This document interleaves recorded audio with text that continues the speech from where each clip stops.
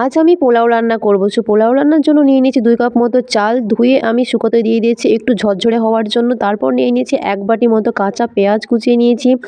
এরপর হচ্ছে বরবটি, মটরশুঁটি, গাজর আর সঙ্গে নিয়েছি কাজু কিশমিশ। আদা রসুন পেস্ট করার জন্য একটুখানি নিয়েছি। আদা রসুন পেস্ট হয়ে গেলে সেটা হলুদ গুঁড়ো আর হচ্ছে আদা রসুন পেস্টটা দিয়ে চালগুলোকে ভালোভাবে মাখিয়ে নিতে হবে।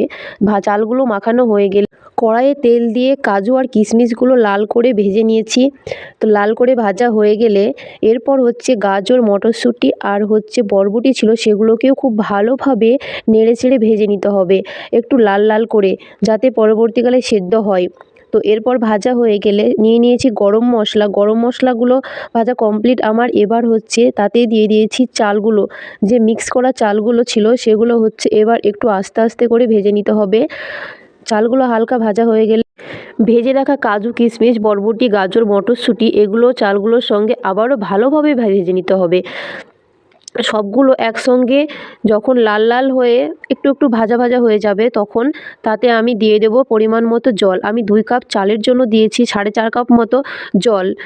সবজি আছে সেজন্য আর কি, যাতে ভালোভাবে খুব সুন্দরভাবে সেদ্ধ হয়। এরপর ঢাকনা দিয়ে আমি ঢেকে দিলাম। তারপর ঢাকনার মুখটা বন্ধ করার জন্য একটা লং দিয়ে দিলাম। তোমরাও দিতে পারো, যাই হোক। এরপর 10 মিনিট মতো আমি রেখেছিলাম। 10 মিনিট পর আমি ঢাকনাটা খুলে দেখছি তো আমার পোলাও কিছুটা হয়ে এসেছে। তো আবারও একটু ঢাকনা দিয়ে ঢেকে দিলাম। ফাইনালি আমার পোলাও রান্না কমপ্লিট হয়ে গিয়েছে। দেখতে যেমন সুন্দর হয়েছে, খেতেও ঠিক তেমনই টেস্টি হয়েছে।